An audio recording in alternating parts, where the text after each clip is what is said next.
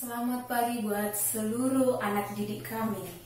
Semoga kita sehat selalu dan tetap semangat pada pembelajaran online.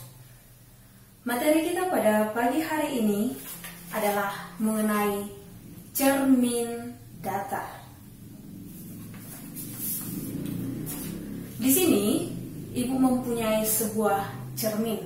Nah, ini cermin yang biasa kita gunakan. Dan kenapa dikatakan cermin datar? Karena permukaan cermin ini adalah datar. Nah, itu dia. Ada beberapa hal yang perlu kita perhatikan pada pembelajaran cermin datar. Yang pertama, melukis bayangan pada cermin datar. Yang kedua, menentukan sifat bayangan yang dibentuk oleh cermin datar. Yang ketiga, menentukan banyak bayangan pada dua cermin datar yang membentuk sudut. Baik adik-adik, di sini kita akan melukis bayangan pada cermin datar. Kita memiliki sebuah cermin datar, yaitu yang ini. Ini dia cermin datar. Kemudian ada sebuah benda yang kita letakkan di depan cermin datar, yaitu adalah yang ini.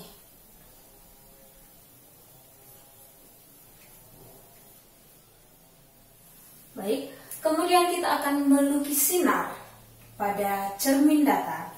Yang pertama, sebuah sinar tegak lurus menuju si cermin datar, maka sinar tersebut akan dipantulkan tegak lurus juga terhadap bidang datar.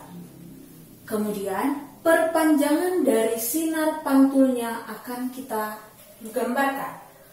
Itu adalah langkah yang pertama. Kemudian langkah yang kedua, sebuah sinar, cara menggambar sinarnya adalah tepat dari bawah si benda. Sebuah sinar menuju si cermin datar, ya, maka sinar tersebut akan dipantulkan. Ini dia sinar pantulnya. Masih dengan hukum pemantulan Snellius, yaitu sinar datang, garis normal, dan sinar pantul terletak pada bidang datar. Itu dia langkah yang kedua. Berikutnya adik-adik, langkah yang ketiga, yang ini sama dengan yang pertama, yaitu adalah sinar datang tegak lurus terhadap cermin datar, maka akan dipantulkan tegak lurus juga terhadap bidang datarnya. Jangan lupa gambarkan juga perpanjangan dari sinar pantul. Kemudian langkah yang keempat sama dengan langkah yang kedua, yaitu ini dia sinar datang, garis normal, dan sinar pantul terletak pada bidang datar. Jangan lupa gambarkan perpanjangan dari sinar pantul.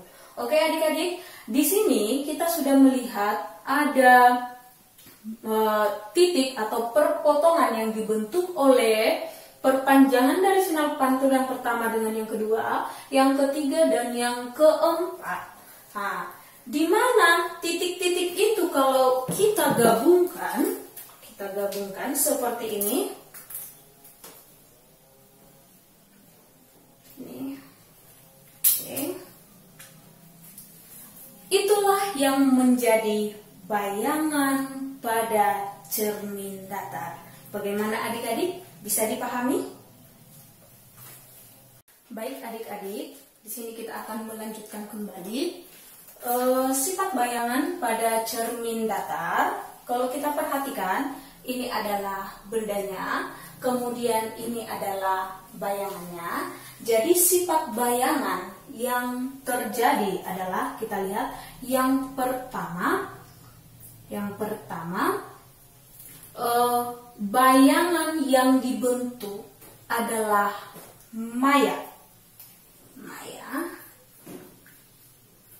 Baik, pada cermin dikatakan maya apabila benda dengan bayangan berseberangan. Nah, itu dia. Maksud dari berseberangan itu adalah ini diseberangkan oleh si cermin datar yang tadi. Itu dia yang pertama. Kemudian yang kedua, bayangan yang dihasilkannya adalah sama-sama tegak. Baik, itu dia.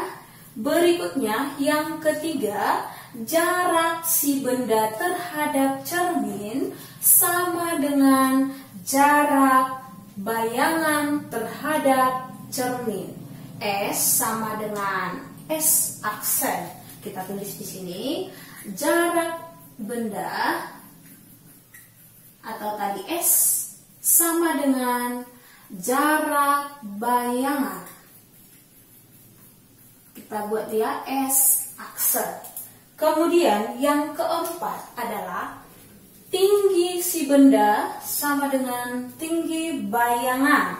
Tinggi di sini disimbolkan dengan huruf H.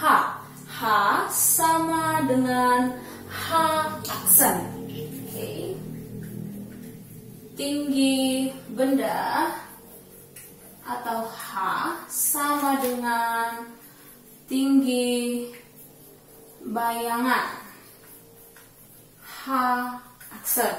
Kemudian satunya lagi adalah berkebalikan.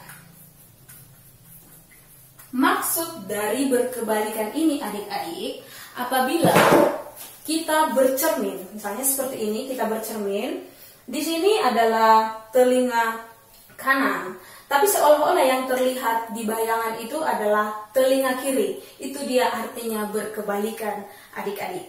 Bagaimana adik-adik? Sampai di sini paham dengan sifat bayangan pada cermin? Baik adik-adik, sebelum kita masuk ke contoh soal, kita harus tahu banyak bayangan yang dibentuk oleh dua cermin datar yang berimpit. Maksudnya seperti apa adik-adik? Kalau misalnya kita punya dua cermin datar, oke, seperti ini misalnya cermin datar yang pertama, dan ini adalah cermin datar yang kedua.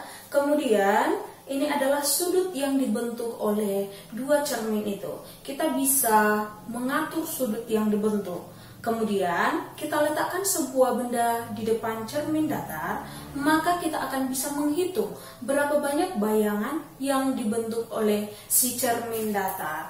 Itu dia secara prakteknya adik-adik. Tetapi secara matematikanya atau rumusnya, banyak bayangan yang dibentuk oleh dua cermin datar yang membentuk sudut ada persamaannya, yaitu adalah M sama dengan 360 derajat per alfa kurangkan dengan 1. Itu dia persamaannya adik-adik.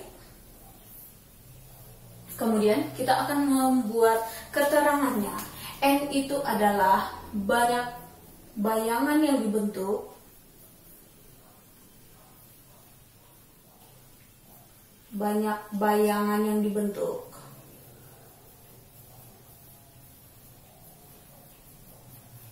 Kemudian 360 ini adalah sudut lingkaran. Kemudian alfa itu adalah sudut antara cermin 1 dan cermin 2. Oke, itu dia